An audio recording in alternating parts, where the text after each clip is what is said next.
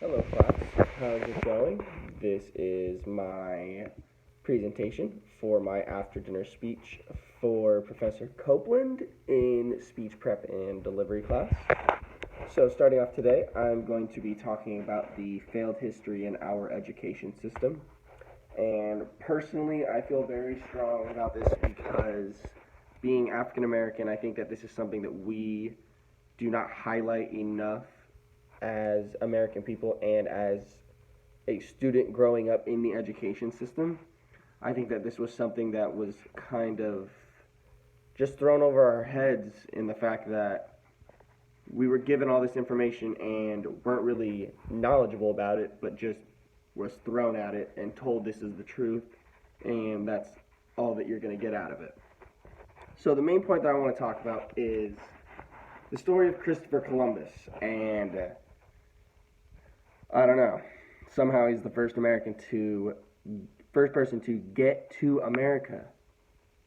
And for some reason that is what we were told in our history books, which obviously, once you grow older, you obviously start doing your own research. You realize that he was not the only one here. There actually were Native Americans that were already been here. They were settled. They had their own land. They were prospering. They were doing their own thing. And for some reason, he decided to take the credit for something that was already discovered. So he's discovering something that's been discovered, if you think about it like that. Weird. Exactly. So the one thing that I want to highlight was that we didn't really know anything about this information. We didn't know that there were already Native American people here. We didn't know who they are until you grow older and start doing the research on your own. And so the one thing that really highlights part of it is that they came from Europe to America with the idea that they were the first ones to discover the land. All right, you can take credit for that. Sure. But at the same time, though, because they had came over from a place that was already civilized, they had a bunch of other things that the natives weren't really accustomed to.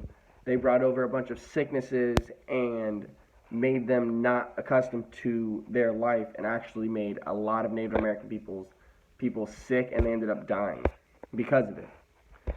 So because of this, I want to ask you guys, how could he be the first person? There's no possible way that you can technically be the first person, because first of all, you don't really know where you were, and when you do come across somebody, don't you just question yourself?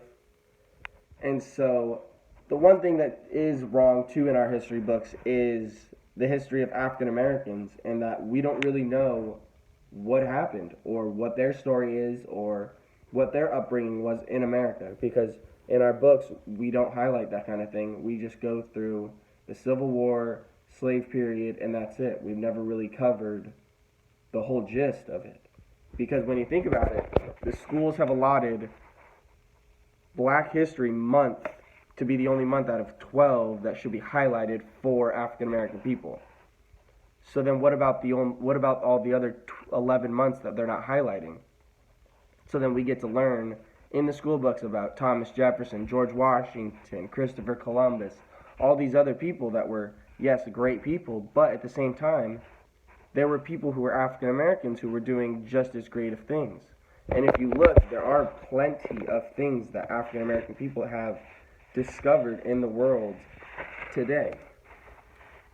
So some of those things being the stoplight.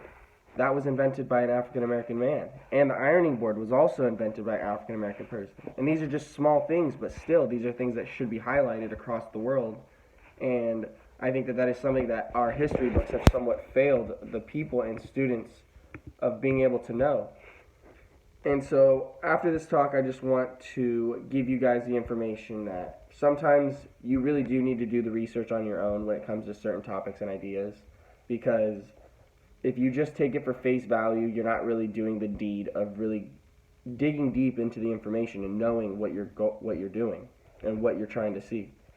So I would just like to thank you guys, and hope you guys have a great rest of your semester, and thank you for everything.